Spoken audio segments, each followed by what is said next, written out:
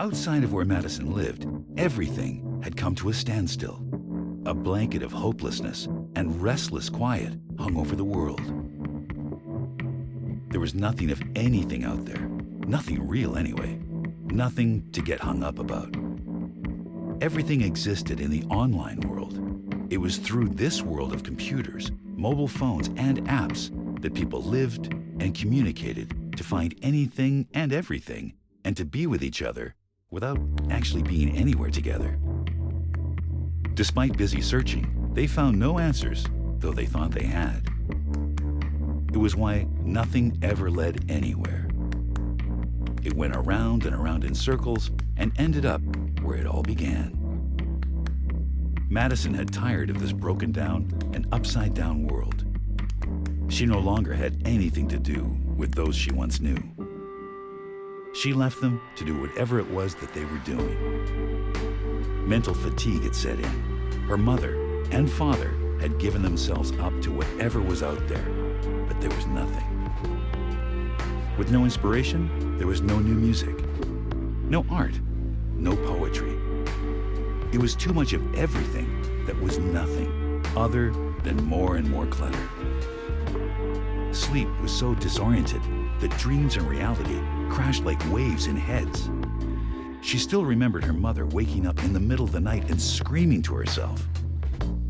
There were others also suffering from this inner turmoil. This, no doubt, had to do with no one knowing where anything was, then or now, or where it was heading in the days ahead. After being in stifling lockdown for so long and not being able to go outside without wearing masks, nor being able to be close to others for fear of catching a plague that had swept through the world, numbness had taken over. This wasn't living. It was surviving and helplessly hoping for things would change with no one knowing what this could be. Madison needed to break away from being a prisoner of technology. She knew she had to return to the basics, and from here, it was up to her to see what might happen. Where Madison found herself was somewhere completely different to where she had been.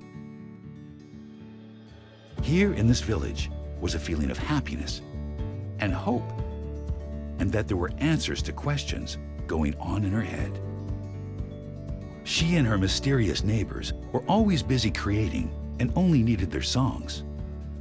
Songs about love and peace and how the sun would always clear away the clouds. There was something magical and also very positive about their songs. Madison? She wanted to see and hear things for herself. There was so much she was inquisitive about, so much she wanted to know and do. There was still something holding her back. One day, Ling, the old lady who lived in the village and spoke to her in Mandarin, told her more about her neighbors, how they had once been agents of change. This was until it was felt their work was no longer needed. Or maybe their work was done. Perhaps their work was just beginning. Ling explained how these agents of change came from all over the world and were also artists who had different ideas to share and create one big picture vision.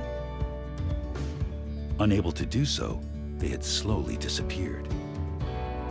Ling added that Madison's neighbors were always ready to return and take others who wanted to along a journey to where imagination and inspiration lived. Madison might not have totally understood what Ling was saying, but something clicked with her, something that couldn't be defined. Ling saw happiness around Madison that she hadn't seen in a long time. She seemed to know something others didn't. Whatever it was, she was special, who had something even more special to give.